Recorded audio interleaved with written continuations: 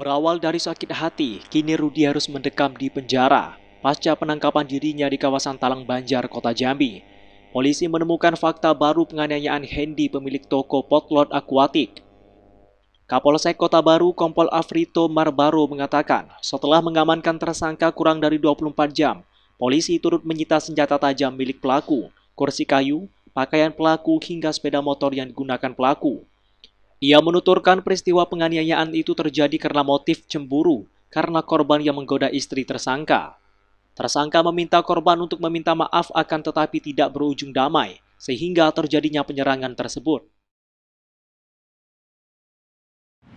Kronologis, pada saat kejadian bermula dari ribut menurut pengakuan tersangka, istri dari tersangka digoda oleh korban.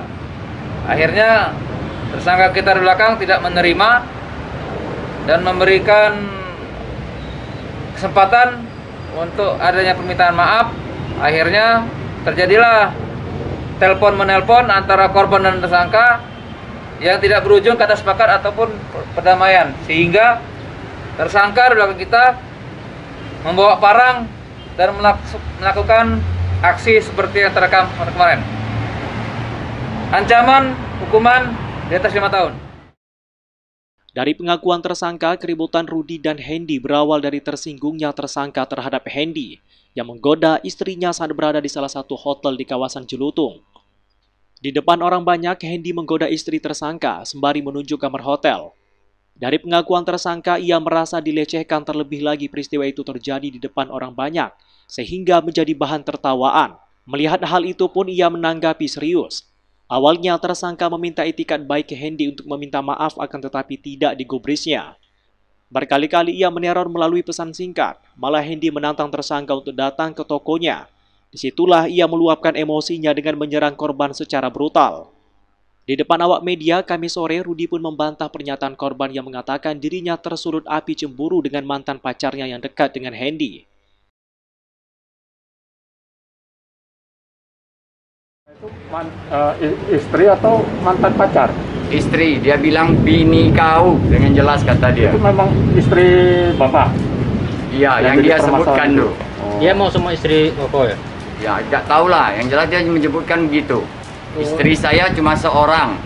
Jadi Dan saya yakin istri saya tidak berbuat salah. Berarti bukan mantan pacar Koko ya? Enggak. Nah, Kalau mantan pacar tuh udah enggak masalah gitu. Dia mau ngajak istri Koko ke hotel berarti ya? Dia bilang dia mau sama istri saya sambil menunjuk ke arah kamar hotel. Di depan orang banyak. Itu yang buat Koko marah? Nah, sampai saya ditertawai orang. Jadi sebelumnya ada pertengkaran apa lagi nih? Sebelumnya ada permasalahan, tapi kuanggap sudah bukan suatu pertengkaran hebat kan. Tapi kata korban, Nah, ini pemicunya gara-gara dia dekat dengan mantan pacar. dia dekat mantan pacar itu sudah kuanggap sudah. Saya lepaskan, berarti itu wanita nggak benar. Dia bukan itu permasalahan, bukan ya? Bukan, tapi dia nyebut bini kau, kata dia.